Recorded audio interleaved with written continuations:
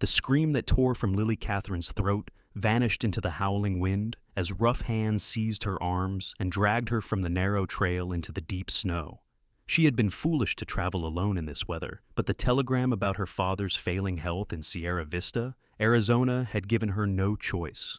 The December storm of 1882 had swept down from the mountains with unexpected fury, and now 5 men with cruel eyes and whiskey-stained breath surrounded her like wolves cornering prey. "Please," she gasped, struggling against their grip. "I have nothing of value." The largest of them, a man with a scar running down his left cheek, laughed hoarsely. "We ain't after your money, sweetheart." Terror flooded through her veins as their intentions became horrifyingly clear. She fought with every ounce of strength in her 22-year-old frame, her dark hair whipping free from its pins as she twisted and kicked. But there were too many of them, and they were too strong. One of them grabbed her by the waist and threw her down into the snow, and she felt the icy wetness seep through her wool traveling dress. Then came the thunder of hoofbeats cutting through the storm. A rider appeared through the white curtain of falling snow, like a phantom emerging from another world. He wore a dark coat and a wide-brimmed hat pulled low, and he rode his black horse with the confidence of a man who had been born in the saddle. Without slowing, he drove his mount straight into the group of attackers, scattering them like pins before a bowling ball. The impact sent 2 men sprawling into snowdrifts. The cowboy's boot caught another square in the chest as he wheeled his horse around with practiced precision. His revolver appeared in his hand as if by magic, the barrel gleaming dully in the gray winter light. "Back away from her," he commanded, his voice cold as the mountain air. "Now." The scarred man reached for his own weapon, but the stranger's gun barked once, sending the pistol flying from his hand before it had fully cleared leather. The man howled in pain, clutching his wrist. "Anyone else want to try their luck?" The cowboy's tone suggested he would welcome the challenge. The 5 men exchanged glances, weighing their options. They were cowards at heart, the kind who only showed bravery when preying on the defenseless. Facing an armed man who clearly knew how to handle himself was another matter entirely. "This ain't over," the scarred man spat, cradling his injured hand. "I reckon it is," the stranger replied. "Now get, before I decide to bring you all into the marshal in Prescott. I'm sure there's paper out on at least one of you." They retreated to their horses, mounted clumsily, and rode off into the storm, their curses carrying back on the wind until they faded into nothing. Lily remained on the ground, her entire body trembling from cold and shock. The cowboy dismounted in a smooth motion and approached her slowly, as if afraid she might bolt like a frightened deer. He holstered his weapon and held out a gloved hand. "You hurt, madam?" She looked up at him properly for the first time. He was young, perhaps 25 or 26, with sharp features and gray eyes that held both wariness and concern. A few days' worth of stubble darkened his jaw, and snow had gathered on his shoulders and hat brim. "I don't think so," she managed, accepting his hand. He pulled her to her feet with surprising gentleness, steadying her when she swayed. "Thank you. If you hadn't come when you did, they would have." "Don't think about it," he said quietly. "You're safe now. That's what matters." She became aware that she was still gripping his hand and released it quickly, heat flooding her cheeks despite the cold. "I'm Lily Catherine. I was trying to reach Sierra Vista before the storm hit." "Grant Farrell," he introduced himself, touching the brim of his hat. "Sierra Vista is still a good 20 miles south. You won't make it in this weather, not alone and not on foot. Where's your horse?" Lily gestured vaguely behind her. "She spooked when those men appeared, threw me and ran off." Grant's expression tightened. "Then you're lucky you didn't break your neck." He studied her for a moment, his gray eyes assessing. "There's an old line shack about 3 miles west of here. It's not much, but it'll keep us out of the storm until it passes. Can you ride?" "Yes, but I don't want to impose on you any further. You've already saved my life. Miss Catherine, this storm is going to get worse before it gets better, and we're losing daylight fast. That line shack is our best option unless you'd prefer to freeze to death out here." His words were blunt but not unkind. "Pride won't keep you warm tonight." She knew he was right, though every rule of propriety she had been taught screamed against spending the night alone with a strange man. But the alternative was death, and he had just proven himself honorable by saving her from a fate worse than death. She nodded her agreement. Grant helped her mount his horse, then swung up behind her. Lily tensed at the proximity, but when his arms came around her to grasp the reins, she felt only safety. He urged the horse forward, guiding them through the deepening snow with the sureness of someone who knew this land intimately. The ride seemed to last forever, though it was probably only an hour. The wind had picked up, driving snow into their faces until Lily could barely see. She found herself leaning back against Grant's solid warmth, grateful for the shelter his body provided. He didn't speak during the journey, focused entirely on navigating the treacherous terrain. When the line shack finally appeared through the white veil, it looked like salvation, despite its humble appearance.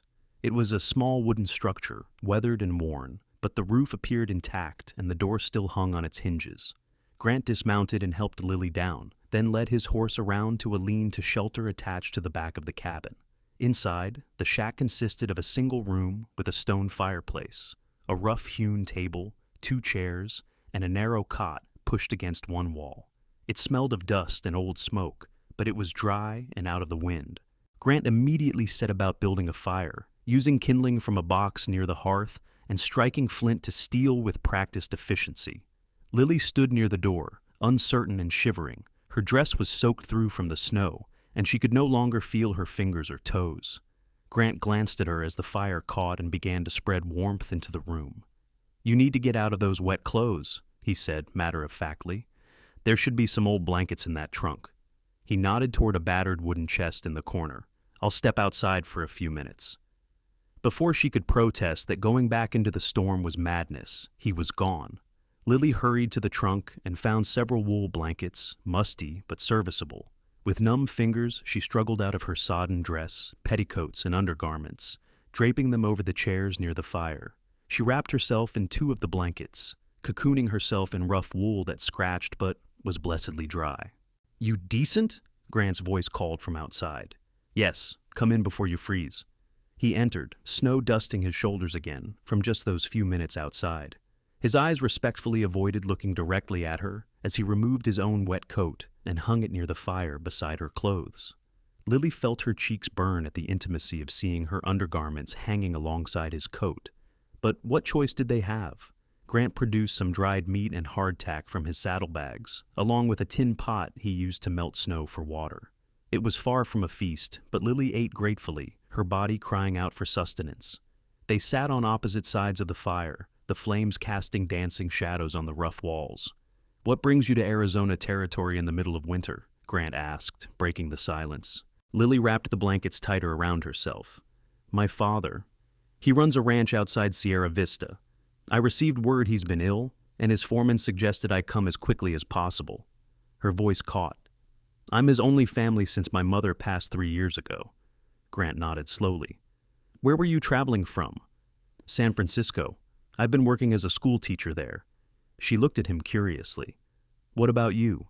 Do you live in these parts?" "I work cattle mostly. Been drifting between ranches for the past few years." He poked at the fire with a stick, sending sparks spiraling upward. "Was heading back from delivering some horses to a ranch near Prescott when I saw those men circling you." "Thank God you did," Lily said fervently. "I've never been so frightened in my life. You handled yourself well. A lot of women would have fainted dead away." "I wanted to," she admitted with a shaky laugh. "But my father always told me that fear is fine as long as you don't let it paralyze you." "Sounds like a wise man." They fell into a more comfortable silence, listening to the wind howl around the shack and the crackling of the fire. Lily studied Grant when she thought he wasn't looking. There was something about him that intrigued her beyond the obvious fact that he had saved her life. He moved with a quiet confidence, and despite the roughness of their surroundings, he had been nothing but respectful toward her. As the night deepened, exhaustion began to overtake Lily's adrenaline. Her eyes grew heavy, and she found herself nodding off where she sat. "You should take the cot," Grant said, noticing. "I'll sleep on the floor by the fire." "I can't take your bed," she protested weakly. "It's not my bed, and you've been through an ordeal. Please, Miss Catherine, I've slept in worse places than a warm floor." Too tired to argue further, Lily made her way to the narrow cot and lay down, pulling one of the blankets over herself. The last thing she saw before sleep claimed her was Grant settling himself on the floor near the fire, his back against the wall, keeping watch over her as the storm raged outside.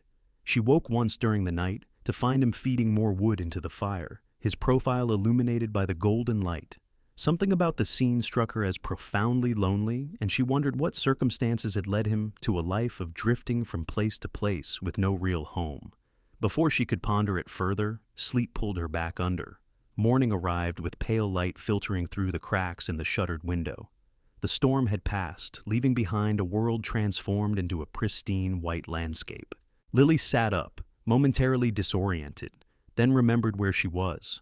Grant was already awake, and he had her dress arranged near the fire, now mostly dry.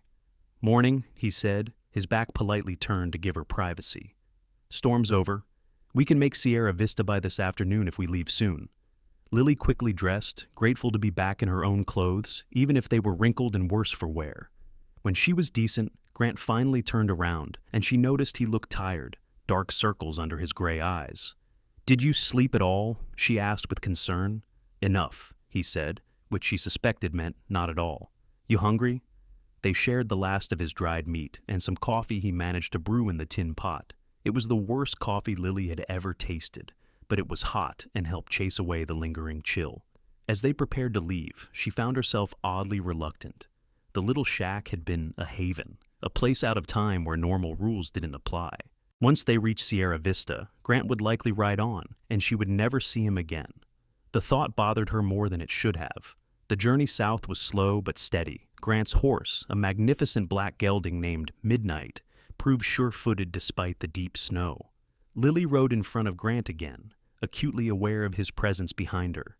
They talked more easily now, the shared experience of the previous night having forged a strange bond between them. She learned that Grant had grown up on a ranch in Texas, the son of a rancher who had lost everything to drought and bad luck.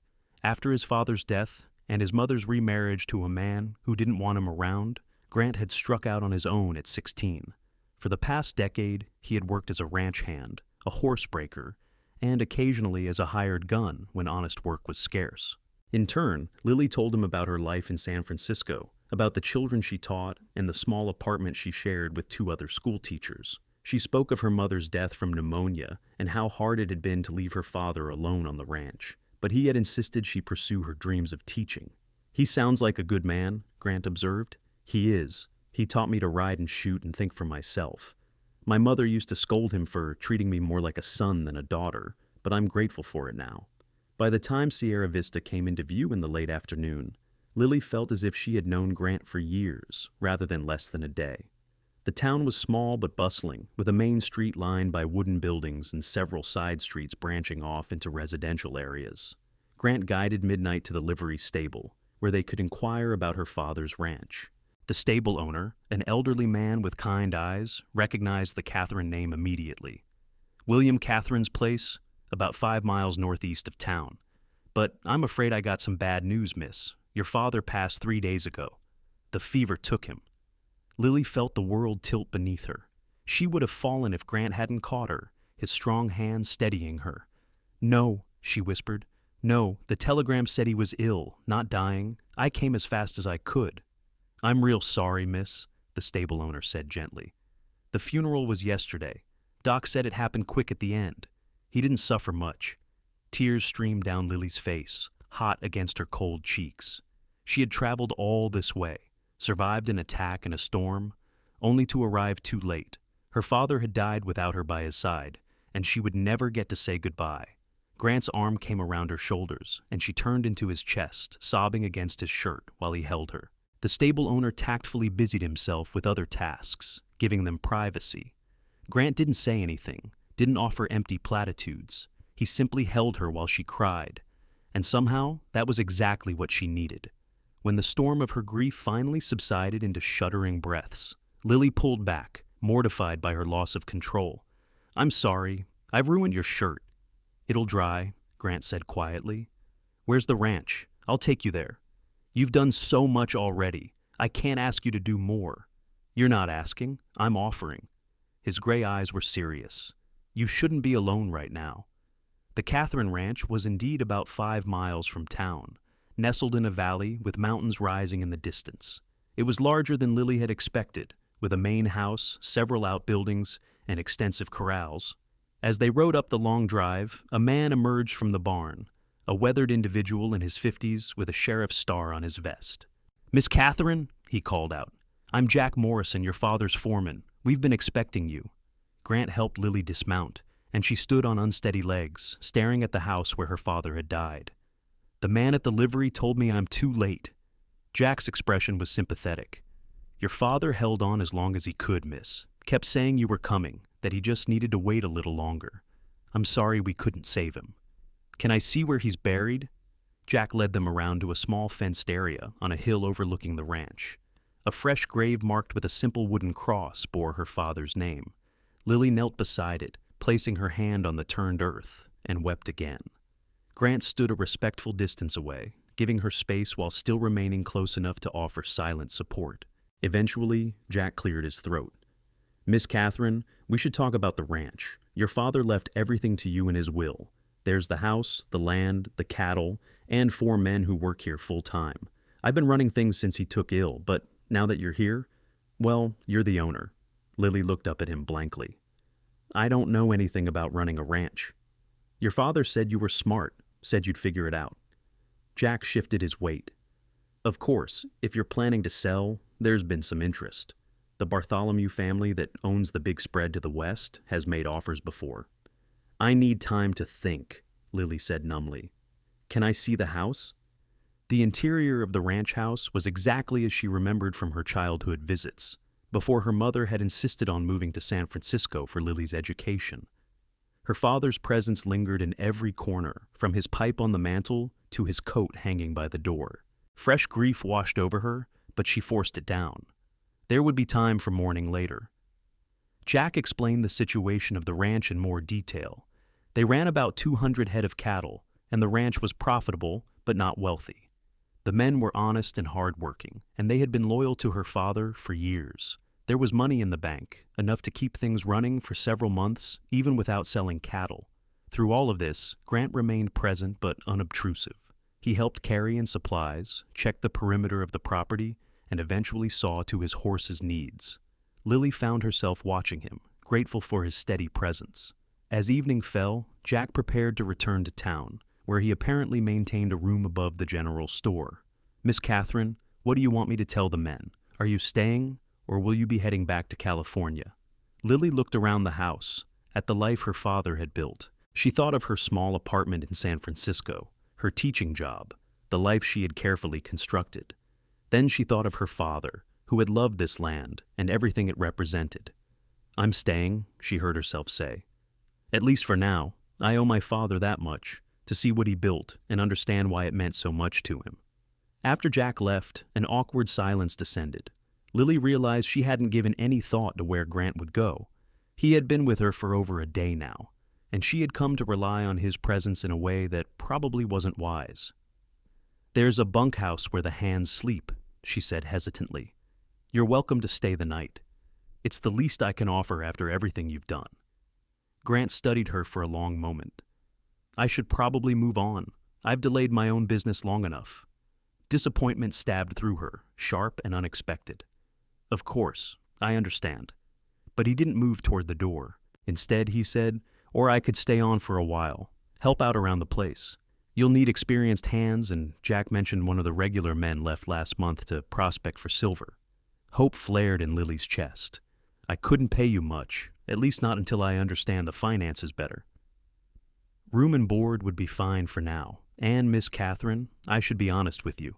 Part of the reason I'm offering is because those 5 men from yesterday know you made it to Sierra Vista by now. Men like that hold grudges. I'd feel better knowing someone's keeping an eye out."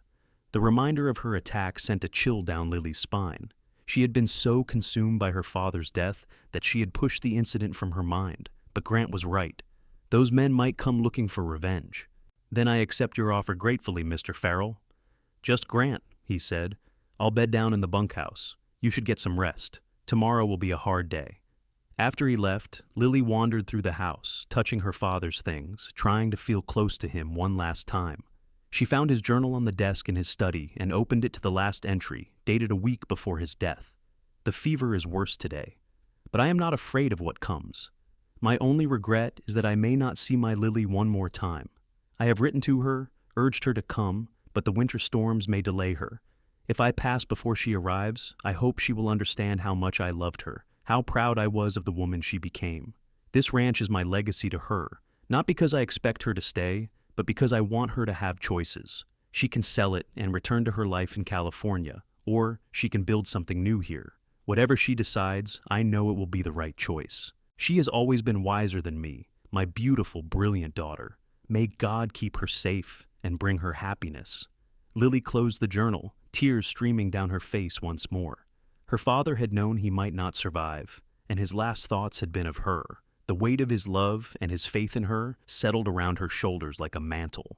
The next few weeks passed in a blur of activity and learning. Lily threw herself into understanding the ranch, riding out with Jack and the other hands to check on the cattle, learning about water rights and grazing rotation, and 100 other details she had never considered. Her father's lessons from childhood came back to her, and she found herself remembering more than she had thought possible. Grant became an integral part of the operation, working harder than anyone else despite receiving no wages beyond food and shelter. He had a gift with horses that the other men admired, and his quiet competence earned their respect. Lily found herself seeking his opinion on matters large and small, valuing his judgment and experience. She also found herself noticing things about him that had nothing to do with ranch work. The way his eyes crinkled when he smiled, which happened more often as he settled into life at the Catherine Ranch. The gentleness with which he handled the animals, the sound of his voice when he sang to the horses, low and surprisingly melodic. It was dangerous, she knew, to let herself think of him this way. Grant was a drifter by his own admission, someone who never stayed in one place long. He had made no indication that he thought of her as anything beyond his employer, maintaining a respectful distance despite their forced intimacy during the storm. But her heart, that foolish organ, refused to listen to her head's warnings. 2 months after her arrival in Sierra Vista, trouble arrived in the form of Marcus Bartholomew, the wealthy rancher whose land bordered her father's to the west. He rode up to the house in the early morning, accompanied by 2 of his men, all of them dressed in expensive clothes that spoke of money and power. Marcus himself was handsome in a polished way, perhaps 40 years old, with dark hair going gray at the temples and sharp blue eyes. He dismounted with practiced grace and removed his hat as Lily emerged onto the porch. "Miss Catherine," he said smoothly, "I'm Marcus Bartholomew. I apologize for not calling sooner, but I wanted to give you time to settle in after your tragic loss. Your father was a good neighbor and a respected man." "Thank you, Mr. Bartholomew. What can I do for you?" "I wanted to renew the offer I made to your father several times before his passing. I'm prepared to purchase your ranch for a very fair price, enough to set you up comfortably anywhere you'd like to live." He smiled, showing white teeth. "Ranching is hard work, especially for a woman alone. You could return to California, continue your teaching, and never worry about money again." Lily kept her expression neutral. "I appreciate the offer, but I'm not interested in selling." Marcus's smile didn't waver, but something cold flickered in his eyes. "Perhaps you should take some time to consider it. Running a ranch requires more than good intentions. It requires knowledge, experience, and connections. Without your father, you're at a significant disadvantage." "I have good men working for me," Lily said firmly, "and I'm learning quickly." "Men can be lured away by better wages," Marcus said, his tone still pleasant but with an edge now. "And accidents happen out here. Cattle get sick, fences get cut, fires start. It would be a shame if you struggled through a difficult year only to lose everything." Grant had been working in the barn during this exchange, but he appeared now, walking toward them with deceptive casualness. There was something in his posture that spoke of danger, and Lily saw Marcus's men tense in response. "Miss Catherine needs something?" Grant asked, his eyes never leaving Marcus. "Just having a friendly conversation with Mr. Bartholomew," Lily said, though her heart was pounding. The rancher's words had been unmistakably threatening. Marcus's gaze shifted to Grant, assessing him. "I don't believe we've met." "Grant Farrell, I work here." "Farrell?" Marcus repeated, as if tasting the name. "I've heard that name before. You wouldn't be the same Farrell who had some trouble down in New Mexico a few years back?" Grant's expression didn't change. "Depends on what kind of trouble you heard about. Something about a range war. A ranch owner tried to force some smaller spreads out, ended up dead along with several of his hired guns." The story was that a drifter named Farrell took exception to innocent families being burned out. Man should be careful who he picks fights with, Grant said mildly. A long moment of tension stretched between the two men.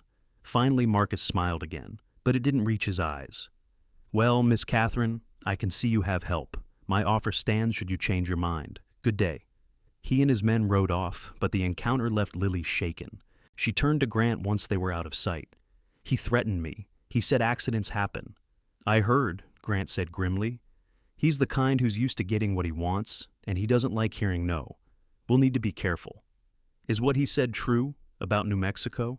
Grant met her eyes steadily. Yes. A man named Carson was burning out families who wouldn't sell to him, killed a few folks who resisted. I was working for one of the families at the time. It ended badly for Carson and the men who rode with him. Did you kill them? Some. Others ended up in jail. Carson drew on me first. He paused. If that changes things, I understand.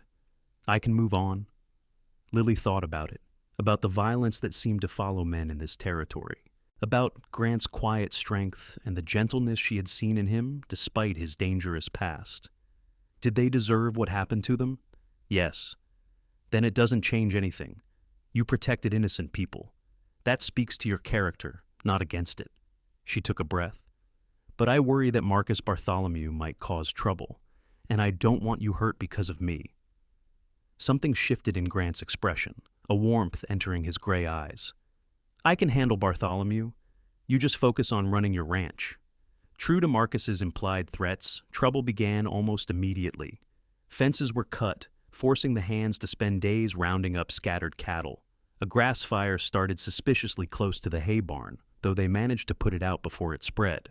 2 of the horses came up lame within days of each other, and while it could have been coincidence, everyone suspected poison. Through it all, Grant worked tirelessly to protect the ranch and Lily. He began sleeping in the hayloft of the barn rather than the bunkhouse, keeping watch over the most vulnerable buildings. He rode the fence lines constantly, looking for signs of tampering, and he taught Lily to shoot properly, insisting she carry a gun whenever she left the house. The lessons brought them into close physical proximity, with Grant standing behind her to correct her stance, his hands guiding her arms into position. Lily found it increasingly difficult to concentrate on shooting when she was so aware of his presence, of his warmth and strength, and the subtle scent of leather and soap that clung to him. One evening, after a particularly good shot that sent a bottle flying from the fence posts they were using as a target, Lily turned to celebrate and found Grant's face inches from hers. They froze, caught in the moment, and she saw something in his eyes that made her breath catch. Desire, yes, but also conflict and uncertainty. Lily, he said softly, and the sound of her given name on his lips sent a shiver through her. But then he stepped back, putting distance between them, and the moment shattered. You're getting good, he said, his tone carefully neutral. You should be able to protect yourself now if it comes to that. Disappointment and frustration warred in Lily's chest. She wanted to grab him, to demand he stop treating her like fragile china that might break, but pride kept her silent, and the moment passed. That night, unable to sleep, Lily sat on the porch in her father's old rocking chair, wrapped in a blanket against the cool spring air. She didn't hear Grant approach until he spoke from the shadows. Can't sleep either, she started, then smiled ruefully. Too much on my mind. He settled onto the porch steps, keeping a respectful distance. For a while they sat in companionable silence, listening to the night sounds of the ranch. Finally, Grant spoke. I should leave soon, head north, find work for the summer. Panic flared in Lily's chest. Why? I thought things were going well here. They are. That's the problem. He turned to look at her, his expression shadowed. Lily, I'm not the settling kind, never have been, and you deserve better than a drifter with a violent past and no prospects beyond the next ranch that'll hire him. Shouldn't I be the judge of what I deserve? Lily asked, her voice sharper than intended. You're not thinking clearly. I'm convenient, I'm here, and I saved your life. That's gratitude and proximity, not anything real. His words stung, partly because there was truth in them, but mostly because they dismissed the genuine feelings that had been growing in her heart. You think I don't know my own mind? That I'm some naive girl who can't tell the difference between gratitude and something deeper? Grant stood abruptly. I think you've been through a lot of pain and change, and I think having me around is comforting. But comfort isn't love, and I won't take advantage of you." "Take advantage?" Lily rose to face him, anger replacing hurt. "I'm a grown woman, Grant Farrell. I make my own choices, and I'll thank you not to make them for me." "Then choose wisely," he said roughly, "because I have nothing to offer you beyond hard work and a reputation that'll follow me wherever I go. You're a ranch owner, educated, respected. You could marry well, have a real future. Don't throw that away on someone like me." Before she could respond, he strode off into the darkness, leaving her standing alone on the porch with her heart hammering and tears of frustration burning her eyes. The next morning, Grant's bedroll was gone from the hayloft, and Midnight was missing from the corral. Jack found a note pinned to the barn door. "Gone to check the north pasture. Heard there might be rustlers in the area, back in a few days. GF. But Lily knew the truth. He was running, putting distance between them before something could happen that he seemed convinced they would both regret. The knowledge hurt worse than she had expected, a physical ache in her chest that made it hard to breathe. She threw herself into work, refusing to mope. If Grant wanted to run, let him. She had a ranch to manage and problems of her own to solve. Marcus Bartholomew had made another visit in Grant's absence, renewing his offer with barely veiled threats. 2 of her cattle had been found shot, and someone had tried to set fire to the bunkhouse in the middle of the night, though the flames were discovered and extinguished before much damage was done. Jack was blunt in his assessment. "Bartholomew wants you scared enough to sell. He's done this before, with the Martins' place 2 years ago. Drove them out through sabotage and intimidation, then bought their land for a fraction of what it was worth. Can we go to the law? Sheriff Daniels in town is in Bartholomew's pocket. We'd get no help there." Jack looked uncomfortable. "Miss Catherine, I hate to say it, but maybe you should consider selling. This could get a lot worse, and I don't want to see you hurt." "My father didn't back down to bullies, and neither will I," Lily said firmly. "There has to be something we can do. We could wire the territorial marshal in Tucson, but that would take time, and we'd need proof of what Bartholomew's doing, proof that would stand up in court." It was Jack's eldest son, a thoughtful young man named Thomas, who occasionally helped out on the ranch, who suggested a solution. "What if we catch them in the act? Set up a watch? Maybe spread word that you're going into town for a few days. Make them think the ranch is an easy target. If we can catch Bartholomew's men causing trouble and get them to talk, you'd have your proof." It was risky, but Lily couldn't think of a better option. They made plans carefully, telling people in town that Lily would be visiting friends in Tucson for a week.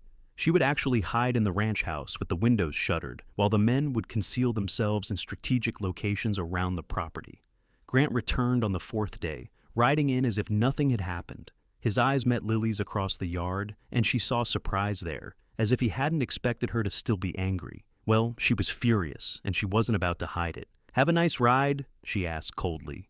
"Lily, It's Miss Catherine to you, Mr. Farrell, and since you're back, you can help with a project we're undertaking." She explained the plan in clipped tones, watching his expression grow increasingly alarmed. "Absolutely not," he said flatly when she finished. "You can't use yourself as bait. It's my ranch and my decision. It's too dangerous. If anything happened to you, then you should have thought of that before you ran off," Lily snapped. "Now, either help or get out of the way, but don't pretend you have any say in my choices." She stalked off before he could respond, satisfaction mixing with hurt in her chest. Let him stew on that. The trap was set for 3 nights later. Lily positioned herself in the darkened house with a rifle, her heart pounding so hard she could hear it in her ears. Grant had insisted on staying inside with her, and she hadn't objected, though they maintained a frigid silence between them. Jack and the other men were hidden outside, watching and waiting. The attack came around midnight. Lily heard the soft sounds of men approaching on foot, trying to be stealthy. Through a crack in the shutters, she counted 5 figures, all carrying torches and cans that likely contained kerosene. Her breath caught when she recognized the silhouettes of 2 of Marcus Bartholomew's regular hands. Grant touched her shoulder, pointing. More men were approaching from the other direction, at least 4 more. They were planning a coordinated attack, meaning to burn the entire ranch at once. Before they could reach the buildings, Jack gave a shrill whistle. Lanterns flared to life around the property, revealing the hidden ranch hands with rifles trained on the would-be arsonists. Caught completely by surprise, Bartholomew's men froze. "Drop those torches and cans," Jack ordered. "Nice and slow." Most complied immediately, but one man made the mistake of going for his gun. Grant was out the door in an instant, his own weapon drawn. The shot he fired sent the man's pistol spinning away, and he clutched his hand with a howl of pain. "Anyone else want to try?" Grant's voice cut through the night, cold and dangerous. The fight went out of the attackers. Jack and the hands rounded them up, binding their wrists. Under questioning, with the threat of being turned over to the territorial marshal for attempted arson and destruction of property, they broke quickly. Two of them admitted Marcus Bartholomew had hired them specifically to drive Lily off her land, paying them premium wages to sabotage the ranch. "We'll testify to it," one of them said desperately. "Just don't hang us." With signed statements from the captured men, Lily had the proof she needed.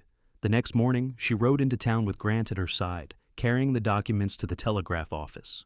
She sent wires to the territorial marshal, to the land office, and to a newspaper in Tucson, detailing Marcus Bartholomew's illegal activities. Marcus himself arrived in town within an hour, clearly having been alerted by one of his informants. He intercepted Lily and Grant outside the general store, his polished veneer cracking to reveal the ruthless man beneath. "You've made a serious mistake," he hissed. "You think some hired hand's testimony means anything? I have money, influence, friends in high places." "And I have the truth," Lily replied calmly, though her heart raced. "The territorial marshal is already on his way. Your men gave detailed statements about every incident you ordered. It's over, Mr. Bartholomew." Marcus's face flushed with rage. His hand moved toward his hip, and Lily's blood ran cold as she realized he was armed. But Grant was faster, his gun clearing leather in a blur of motion. "Don't," Grant said quietly. "Whatever you're thinking, it's not worth dying for." For a moment, Marcus teetered on the edge of doing something catastrophically stupid. Then sanity reasserted itself, and he slowly raised his hands. Sheriff Daniels had emerged from his office, and though he was in Bartholomew's pay, even he couldn't ignore a drawn weapon in the middle of Main Street. "Marcus Bartholomew, I'm afraid I'm going to have to ask you to surrender your weapon," the sheriff said reluctantly, "at least until the marshal gets here to sort this all out."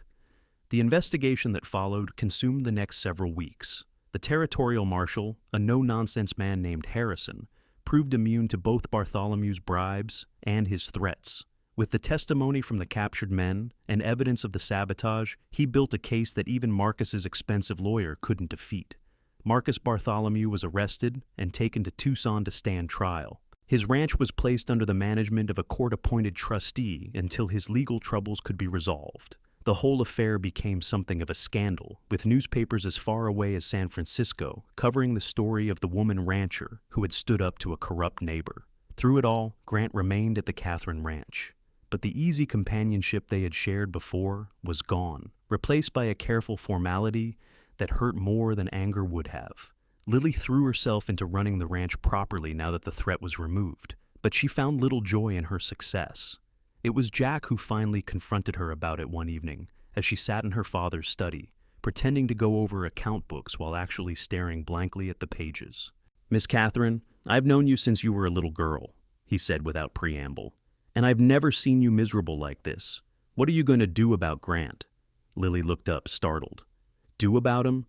Anyone with eyes can see how you two feel about each other, and anyone with sense can see you're both too stubborn or scared or whatever to do anything about it." "He doesn't want me," Lily said quietly. "He made that clear when he said I was just grateful to him, that what I felt wasn't real." Jack snorted. "That man is head over heels for you, and he's terrified of it. He thinks he's not good enough, that his past makes him unworthy. It's nonsense, but he won't hear it from me. Needs to hear it from you. I tried. He left. Try harder. Life's too short for pride, Miss Catherine. Your father would tell you the same thing." That night, Lily couldn't sleep. She kept thinking about Jack's words, about her father's journal entry and his wish for her happiness. What was she so afraid of? Rejection? She had already faced that and survived. Pride? Her father had taught her better than to let pride stand in the way of something important. She rose, threw a shawl over her nightgown, and walked out to the barn, where she knew Grant would be keeping his usual watch. He was in the hayloft, and he stood quickly when he heard her climbing the ladder. "Lily, what's wrong? Is someone—" "We need to talk," she said, reaching the top of the ladder. "And you're going to listen without running away." Grant's expression shuddered. Lily, we've been through this. No, you've been through this. I haven't had my say. She moved closer, and he backed up a step. You saved my life in that snowstorm. That's true, and I was grateful. I still am. But that's not why I care about you.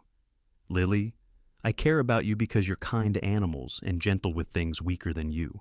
Even though you're capable of great violence when needed, I care about you because you make me laugh and you challenge me, and you never once treated me like I was less capable because I'm a woman. I care about you because when I wake up in the morning, the first thing I think about is whether I'll see you that day. And when you left, it felt like someone had carved a piece out of my heart. Grant stood frozen, his gray eyes wide and vulnerable in a way she had never seen. You don't know what you're saying. I'm 22 years old, Grant. I've lived in a city, supported myself, run a ranch, and faced down criminals and corrupt neighbors. I know my own mind. She took a breath. I love you. Not because you saved me, not because it's convenient, but because of who you are. And I think, if you're honest with yourself, you love me too. I do, he said hoarsely. God help me, I do. But Lily, I have nothing. No land, no money, no family to speak of. I'm 10 years older than you, and I've done things that would give you nightmares. You deserve someone better, someone respectable who can give you the life you should have. I deserve someone who loves me and treats me well, Lily corrected. Everything else is just details. As for having nothing, you're wrong. You have skills, experience, and a good heart. You could be foreman of this ranch if you wanted, a partner in building something real. We could build it together. Grant closed his eyes. What if I let you down? What if my past catches up with me, or I can't be the man you need me to be? Then we'll deal with it together, Lily said softly. She reached up and touched his face, feeling the rough stubble under her palm. I'm not asking for perfection, Grant. I'm asking for you, exactly as you are, with all your scars and shadows. That's enough for me.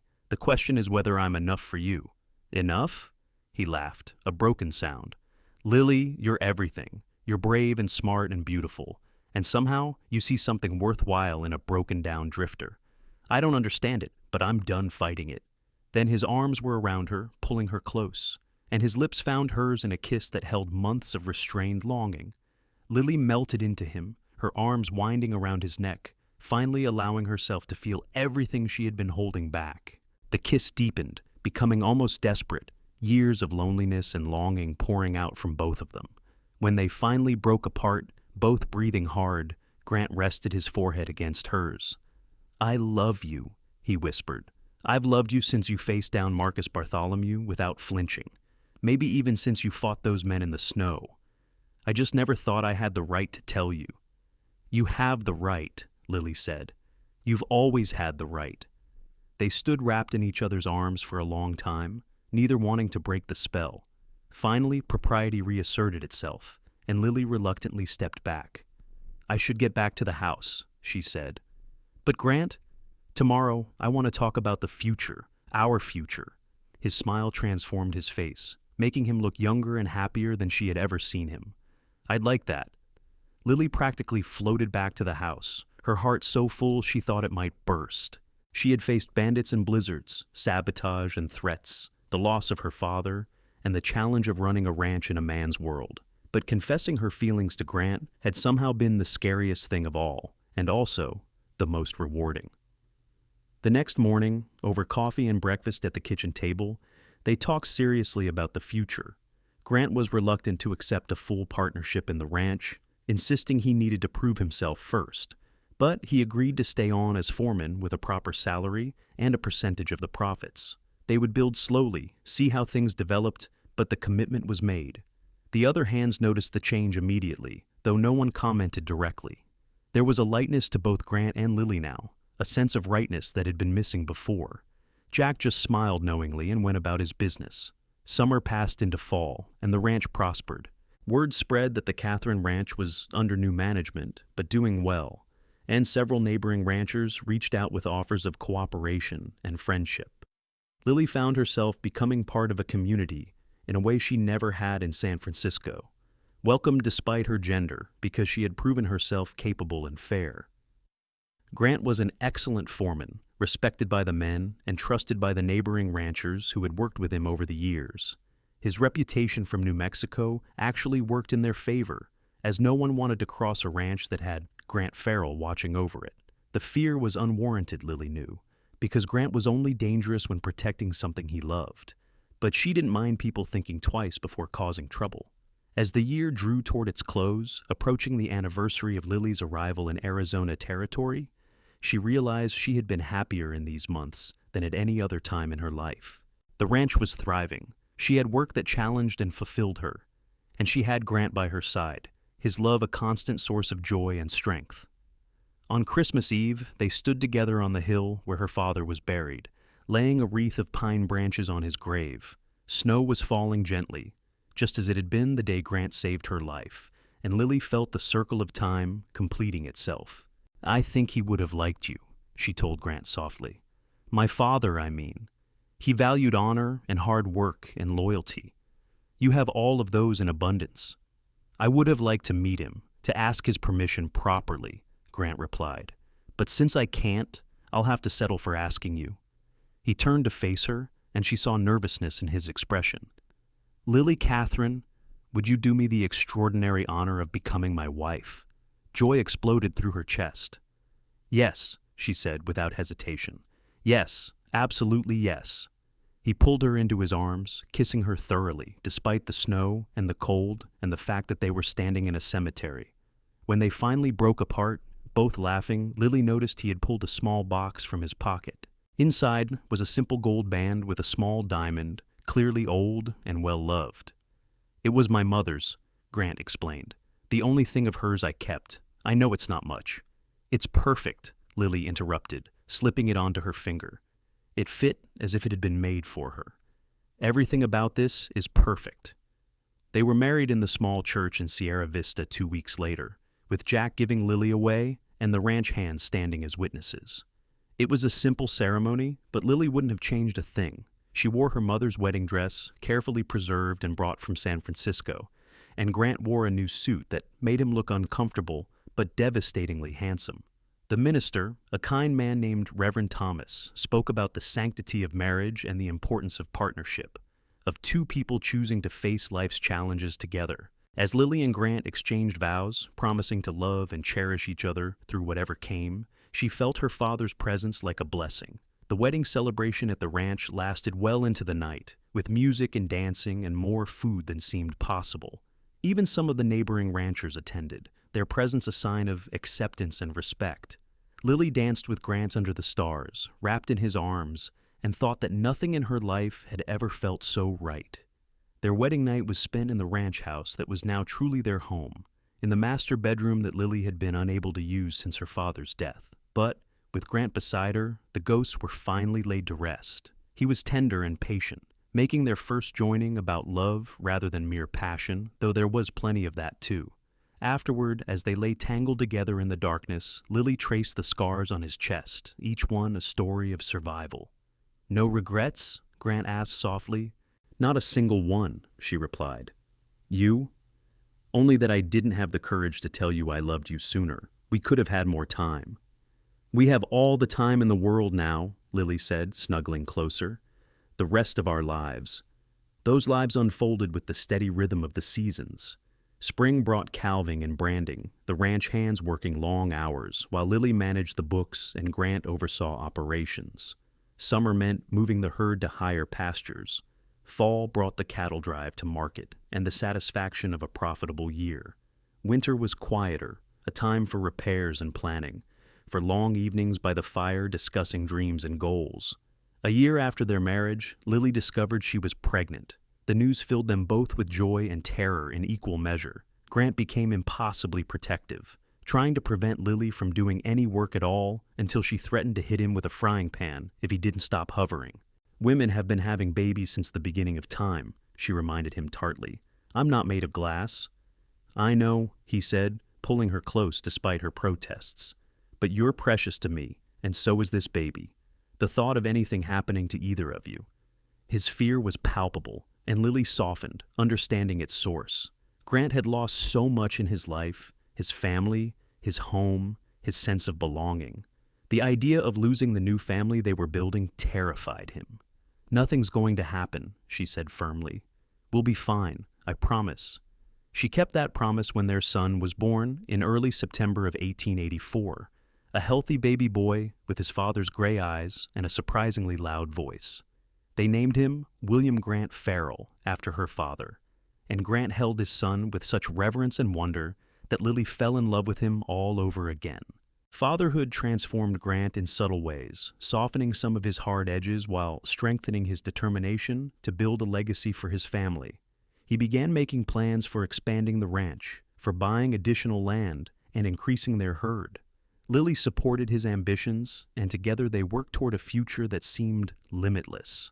William was followed 2 years later by a daughter they named Caroline Rose, after Lily's mother. She was a sweet-tempered baby who rarely cried, and she wrapped her father around her tiny finger from the moment she was born. Watching Grant with their daughter, singing her to sleep with old cowboy ballads, Lily thought her heart might burst from happiness. The ranch continued to prosper, becoming one of the most successful operations in southern Arizona territory. They hired more hands, built additional buildings, and established breeding programs that produced some of the finest cattle and horses in the region. Grant's reputation as a horseman spread, and people came from considerable distances to purchase animals trained by him. Through it all, Lily and Grant remained partners in every sense of the word. They made decisions together, supported each other through challenges, and never lost sight of the love that had brought them together.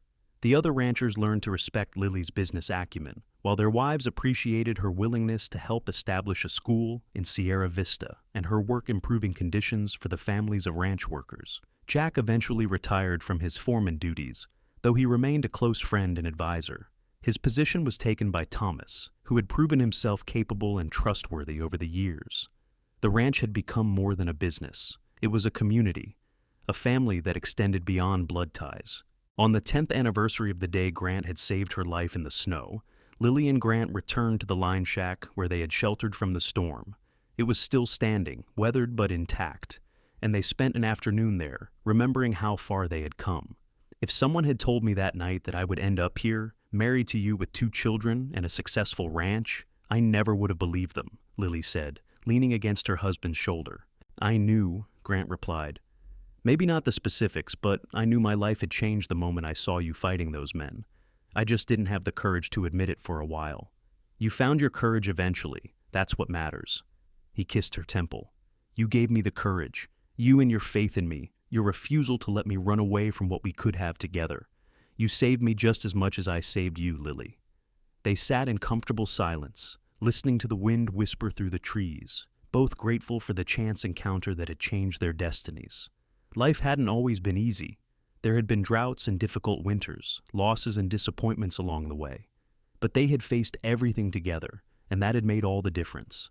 As the sun began to set, painting the sky in shades of gold and crimson, they mounted their horses and rode back toward the ranch. Smoke rose from the chimney of the house, where their children waited with the housekeeper they had hired to help manage the growing household. Lily could see cattle grazing in the pastures, hear the sounds of men going about evening chores, smell the familiar scents of hay and horses and home. This was the life her father had wanted for her, she realized. Not necessarily ranching specifically, but a life of purpose and love, of building something meaningful and lasting. She had found it in the most unexpected way, born from violence and terror in a snowstorm, nurtured through challenges and conflict, and blooming into something beautiful and enduring. Grant reached over and took her hand as they rode, his grip warm and sure. Lily smiled at him, seeing in his face the same contentment she felt, the deep satisfaction of a man who had finally found his place in the world. He had been a drifter when they met, someone who never stayed anywhere long, but he had become the foundation upon which their family was built. Their children ran out to greet them as they approached the house. William at 8 now, tall and lean like his father. Caroline at 6, still small but fearless. Grant dismounted and scooped them both up, one in each arm, making them shriek with laughter. Lily watched, her heart so full it ached with the sweetness of it. This was happiness, she thought. Not the absence of trouble or challenge, but the presence of love and purpose, the knowledge that whatever came, they would face it together as a family. Her father had given her the ranch and the opportunity. Grant had given her love and partnership. Together, they had built something that would last, a legacy to pass on to their children, and perhaps someday to their grandchildren. As twilight deepened into night, the Farrell family gathered around the dinner table, sharing food and stories and laughter. Outside, the first stars appeared in the darkening sky, bright and steady, like promises waiting to be kept. Inside, in the warmth and light, Lily looked around at the faces of the people she loved most in the world and knew that she had found her true home at last. The years continued to unfold with their mix of joy and sorrow, triumph and challenge. William grew into a young man with his father's quiet competence and his mother's sharp mind, taking naturally to ranch work while also showing an unexpected aptitude for mathematics and planning. Caroline became a spirited young woman who could ride as well as any cowboy and who had inherited her father's gift with horses. In 1892, Arizona Territory was moving towards statehood, and the Farrell Ranch had become a fixture in the community. Grant served on the Territorial Livestock Association, helping establish fair practices and regulations, while Lily sat on the school board and worked to bring better educational opportunities to the region. They had become pillars of their community, respected not just for their success, but for their fairness and generosity. 2 more children followed Caroline, another son named Thomas Jack, after 2 men who had been instrumental in their lives, and finally a daughter they called Grace Ellen. The house rang with noise and activity, with children and ranch hands and neighbors coming and going. It was everything Lily had never known she wanted, the large, boisterous family she had missed as an only child. Grant proved to be a wonderful father, patient and loving, but firm when necessary. He taught his sons to ride and rope and handle cattle, but also to read and think and question. He taught his daughters the same skills, insisting that knowledge was never wasted regardless of gender. Lily loved watching him with their children, seeing the man he had become so different from the lonely drifter who had saved her life all those years ago. They had their challenges, of course. A particularly harsh winter in 1895 killed a significant portion of their herd, setting them back financially. William was thrown from a horse and broke his arm badly enough that the doctor worried he might not regain full use of it. Grant's past caught up with him when a man he had faced down years ago in New Mexico came looking for revenge, forcing Grant to defend himself in a gunfight that left him wounded and the other man dead. That incident haunted Grant for months afterward, not because he regretted protecting his family, but because he had hoped those days were behind him forever. Lily held him through the nightmares that followed, reminding him that he was a good man who had done what was necessary, that the life they had built was worth protecting. But there were far more joys than sorrows. William's arm healed completely, and he eventually married a rancher's daughter from a neighboring spread, bringing her to live at the Farrell Ranch and learn the business. Caroline shocked everyone by falling in love with a young lawyer from Tucson, but he proved himself willing to learn ranching and became a valuable addition to the operation.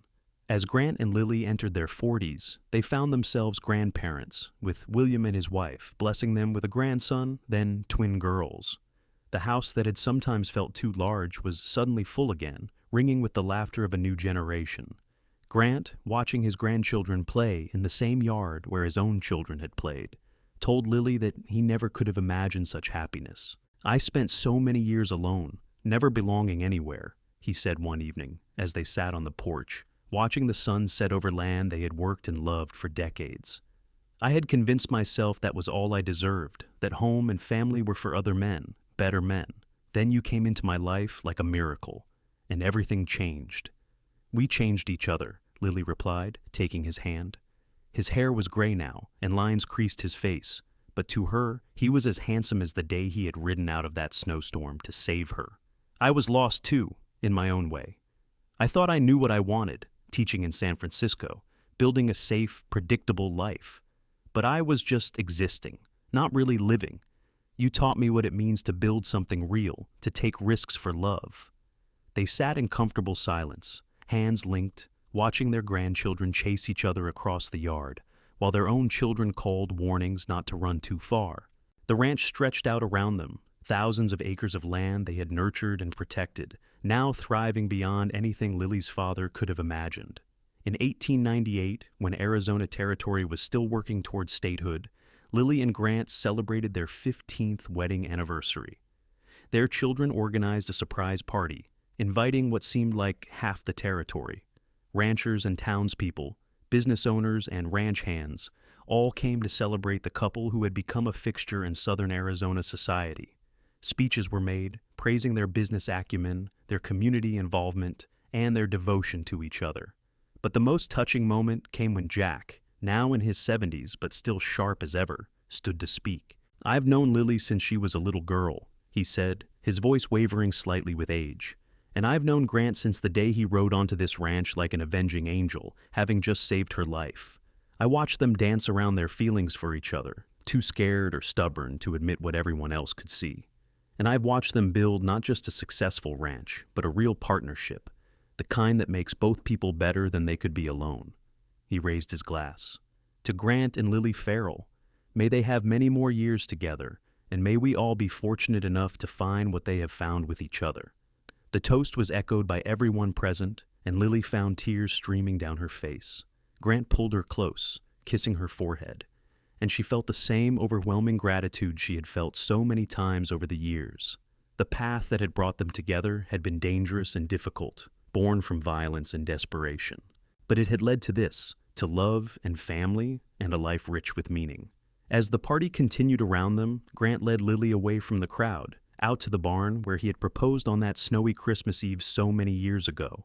The hayloft was still there, though better maintained now, and they climbed up just as they had done countless times when they wanted privacy from their large, boisterous family.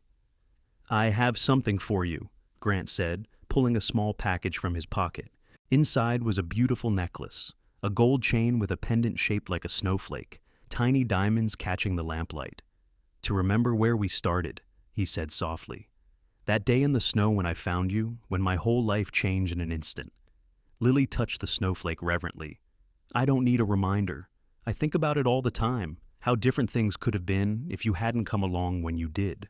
I thank God every day that I was there," Grant said, fastening the necklace around her throat, "that I was given the chance to know you, to love you, to build this life with you."